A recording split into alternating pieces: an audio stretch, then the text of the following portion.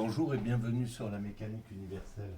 Alors aujourd'hui nous sommes samedi euh, 10 décembre 2022 et je continue mes, mes pérégrinations à travers les entretiens entre Jean-Paul Sartre et Béni Lévy, L'espoir maintenant.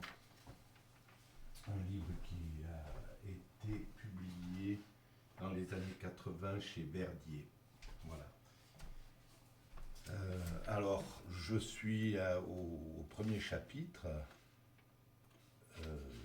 au-delà de l'échec, et c'est une façon en fait de préciser la théorie que je développe sur la mécanique universelle, sur le site mécaniqueuniverselle.net et à travers ces vidéos.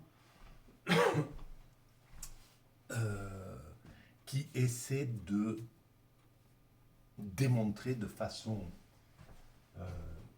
logique,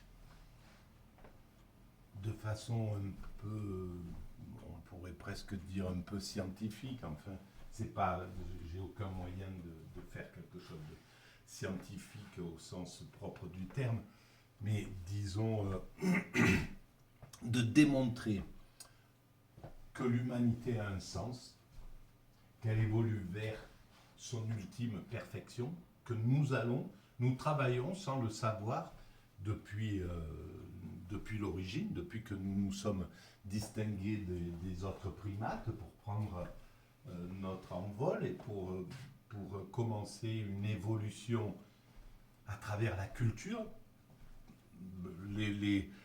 Nos cousins singes évoluent comme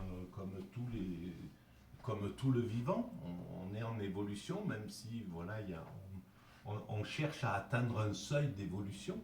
Tout le vivant cherche à atteindre naturellement un seuil indépassable d'évolution, mais continue d'évoluer tout le temps. Voilà, c'est valable pour l'aigle, pour le dauphin, pour la baleine, pour le zébu, pour la girafe, etc. Et chez les autres primates, c'est la même chose. Ils sont tous les groupes vivants cherchent à atteindre la meilleure façon de vivre, la meilleure protection, la meilleure voilà, la meilleure forme physique pour pouvoir faire face à tous les enjeux du climat, de la nature dans laquelle ils vivent, et ils s'adaptent en réalité aussi bien que nous aux situations. Voilà, l'homme est passé de la nature à la culture à travers cette évolution. Notre conscience s'est développée, notre capacité à anticiper, à accumuler des connaissances, à les transmettre, etc. Et ça donne l'humanité que nous connaissons aujourd'hui, après des centaines de milliers d'années d'évolution. Voilà, l'humanité telle qu'elle est aujourd'hui, elle est à un point de son évolution. Son évolution se prolongera après nous, elle va continuer encore des. On est pas loin de la concrétisation, en somme, à mon sens. Pas loin, c'est dans encore quelques siècles. Mais on est sur la route de ce qui pourra amener cette humanité à son ultime perfection. Alors pourquoi notre ultime perfection sera, on pourrait dire, selon moi, spirituelle, c'est-à-dire qu'on atteindra l'aptitude, l'humanité tout entière atteindra la paix universelle, l'amour absolu, l'amour du prochain, l'amour, voilà, l'homme ne sera plus un loup pour l'homme, et l'homme pourra faire l'expérience facilement de l'extase, de la contemplation,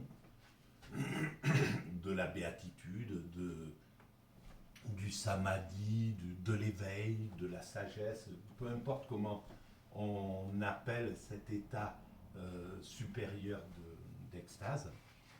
Et pardon, de façon facile. Voilà. Donc on va vers cette perfection sans le savoir. Et donc c'est l'humanité tout entière. C'est pas un petit groupe d'humains. C'est pas. C'est vraiment quelque chose c'est l'ensemble de notre espèce qui doit parvenir à cela. Alors quand on regarde cette évolution, quand on regarde l'évolution de la vie, l'évolution de l'univers, tout d'abord, qui part d'un point de création, on pourrait, voilà, on peut le dénommer Big Bang, par exemple, mais évidemment, ça va évoluer. La science n'a pas encore découvert complètement la logique de cette création. Elle cherche, les physiciens cherchent à comprendre d'où est venu cet univers, pourquoi il est là, où il va, etc. Alors on commence à répondre à toutes ces questions-là, à y répondre de mieux en mieux, je veux dire, parce que les Grecs y répondaient avec leurs moyens, nous y répondons avec nos moyens, le 21e siècle, le 22e, le 23e ou le 24e siècle, il répondra avec d'autres moyens, avec d'autres connaissances, et comprendra exactement, selon moi, l'origine de l'humanité, l'origine de la création, pourquoi dans cette création, à un certain moment, la vie apparaît, au moins pour l'instant, on ne peut pas dire si elle est apparue, s'il y a d'autres formes de vie dans l'univers ou quoi que ce soit, c'est possible, mais pour l'instant, on est obligé de penser que nous sommes le seul endroit de vie. Et dans cette vie donc, qui apparaît de la non-vie, évidemment, elle se développe, elle évolue, la vie, le vivant, à partir de l'ultravirus, de la première forme vivante apparue, elle se multiplie, elle se diversifie. Alors ce que nous, encore, nous appelons des accidents génétiques, en réalité, c'est le mécanisme de la diversité et de la vie, quoi. La vie n'aurait pas pu ne pas se diversifier, ne pas utiliser ces accidents, ce qu'on appelle les accidents génétiques, qui n'en sont pas en réalité, puisque quoi qu'il arrive, ça devait donner ce foisonnement vivant dans lequel l'humanité pouvait vivre et pouvait s'épanouir aussi.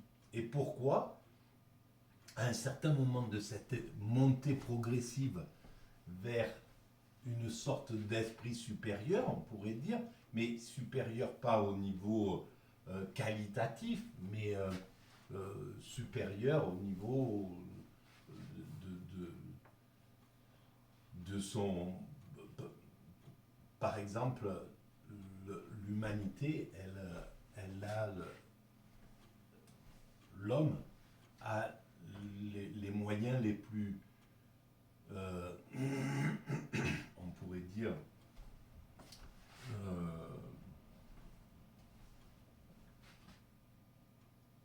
les plus faciles d'exprimer son amour, d'exprimer les valeurs supérieures, justement, son esprit, d'utiliser son esprit à une échelle que d'autres animaux n'ont pas encore atteint, et voilà pourquoi l'humanité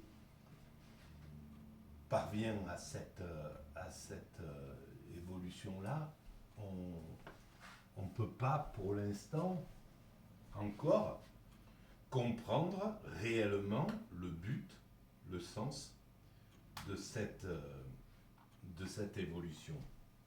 En tout cas, on est dans cette évolution-là.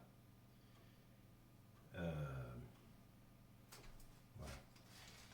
Et on est là pour une raison. Il y a du sens. Voilà. Pour moi, il y a du sens. Ce sens-là, on ne l'a pas encore compris. Pas plus qu'on a compris que nous évoluons dans ce sens-là, que nous allons vers notre ultime perfection. On travaille à ça, mais de façon totalement inconsciente. Et actuellement, les êtres humains qui se font la guerre à tel endroit du globe, qui accumulent des armes, qui peuvent même mettre en danger carrément la pérennité de l'existence, ne sont pas du tout conscients, à mon sens, du cheminement de l'humanité. Donc ils y travaillent par ce moyen-là, par l'antagonisme, avec d'autres, avec ce qu'ils estiment leur ennemi, sans comprendre qu'en définitive, ils travaillent tous les deux,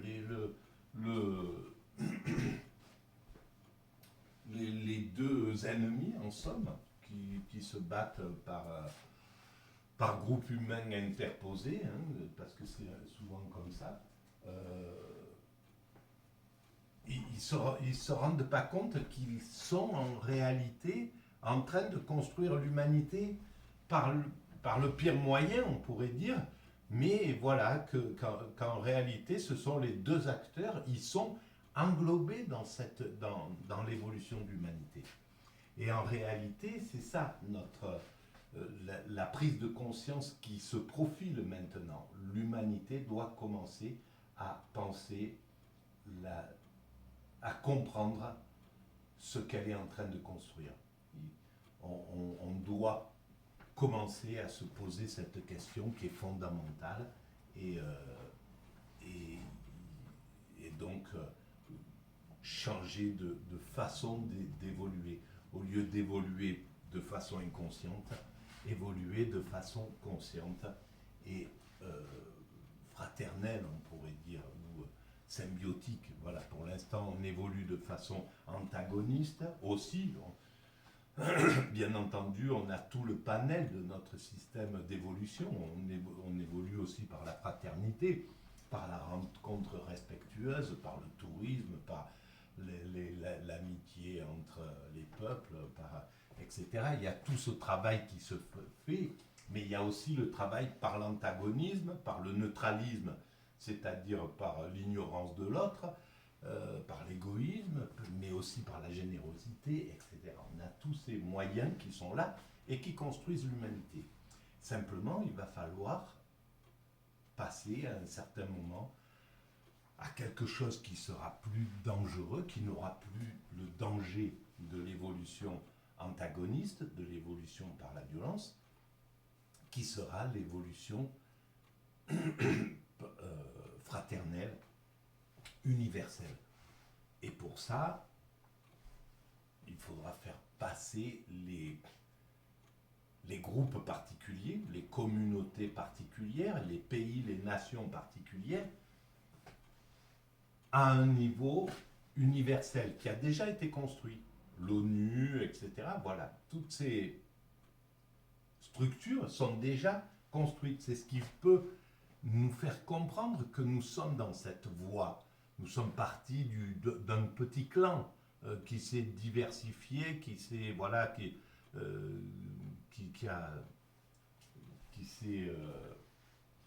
comme le dit la Bible et les livres sacrés,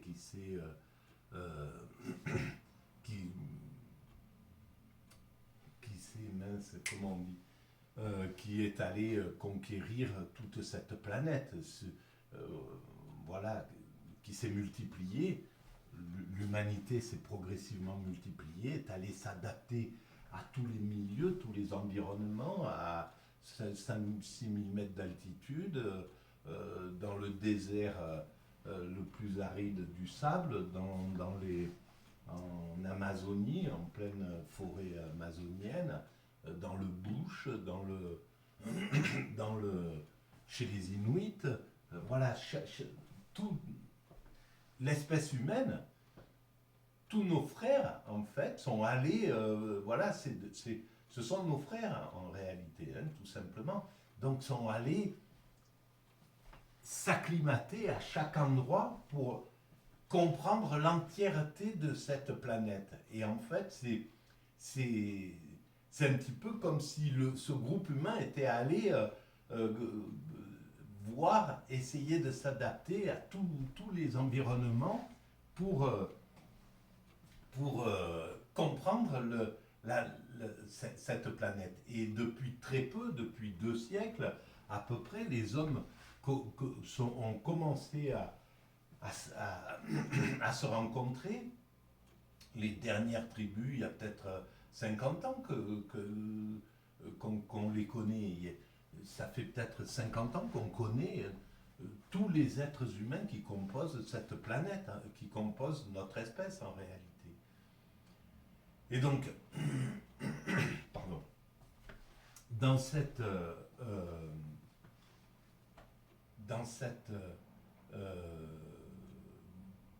réunion, on commence, après s'être dispersé, on commence à revenir et à se rassembler donc autour de maintenant ce qui sera un fonctionnement universel. Il y a des résistances, voilà, les hommes ont peur de perdre leur nation, leur appartenance à tel groupe, etc. Mais cette résistance elle est là, on le voit, on retourne dans un nationalisme assez costaud, etc.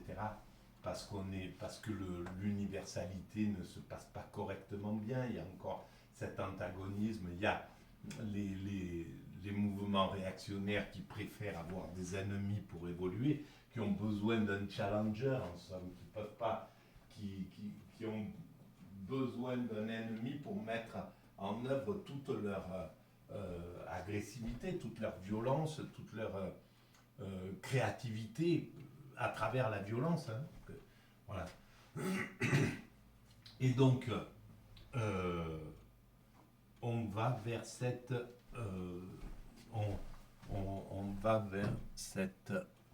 réunion. Alors, je suis parti pour lire normalement. Je ne sais pas pourquoi je pars toujours dans des délires qui sont pas très logiques.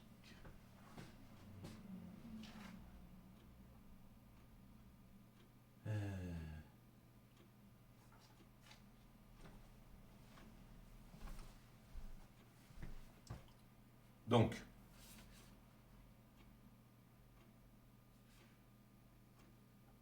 alors, Jean-Paul Sartre.